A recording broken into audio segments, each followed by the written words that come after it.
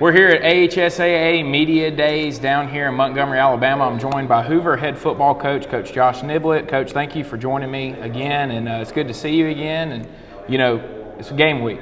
Finally here to kick things off. We just got done doing media days in there, and, you know, your team was selected. You're going to get to play against one of the other best teams in the state in Phoenix City. Can't really ask for much more in a week one matchup for you guys. How excited are y'all to get out there, finally kick things off, and to see what type of football team you have this year? Well, I think every time you get to this point in time of the year, everybody's just ready to hit somebody else or play somebody else. So, you know, we're looking forward to it. I mean, it'll be a good measuring stick for us to find out where we are, how much we've learned from last year, not only from a technical standpoint, but just from a, you know, an emotional standpoint.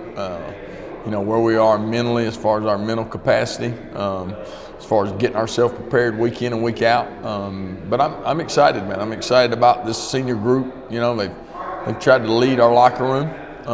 It's been a very player-led team, which as a head coach allows you to be able to do some other things within the program that you need to do.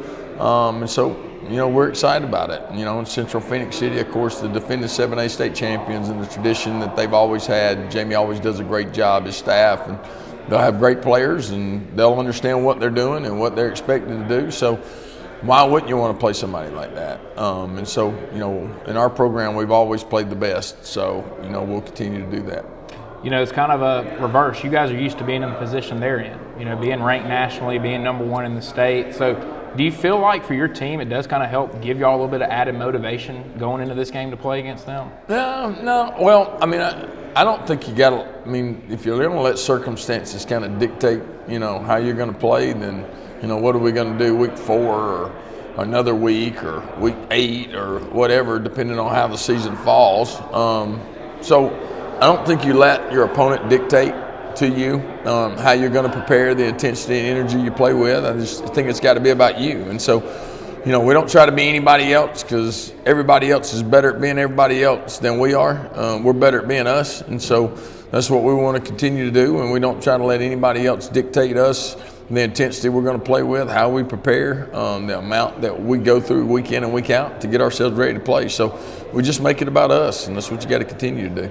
You know, not only do you play Phoenix City, you then play an out-of-state team week 2, and then you come back and start region play with 2 teams that a lot of other people think is maybe number 3 and number 4 in the state going into the year. I mean, obviously it's tough, but for you as a coach, how happy are you that you are going to see your team challenged early in the year? I just think the biggest thing, you just want to stay healthy. I think that's the only thing, is just making sure you stay healthy, and that's why in the off season, that's why in the summer, that's why in fall camp, you're trying to create as much depth as possible, because you know, when you're playing in a schedule like we're playing, it's all about attrition in the end. But we're always trying to be battle tested. We're always trying to put ourselves in the best situation we can in November, because that's when you start trying to enforce your will on people. And the only way you're going to do that is by playing competition that's really, really good during the year. We're in a tough region. Just like you said, you know, we'll play here in Montgomery against Central Phoenix City. Then we'll go to Atlanta, Georgia, and play in the Freedom Bowl at Milton High School against Cocoa, Florida. And then we'll come back home and go on the road to Thompson, and then we'll play Hewitt at home. So, you know, but for us, we just got to stay locked in on what we're doing, and don't let the circumstances around us, you know, either distract us or put us in a mental disposition that we don't need to be in. So, you know, like I said before, we're looking forward to it.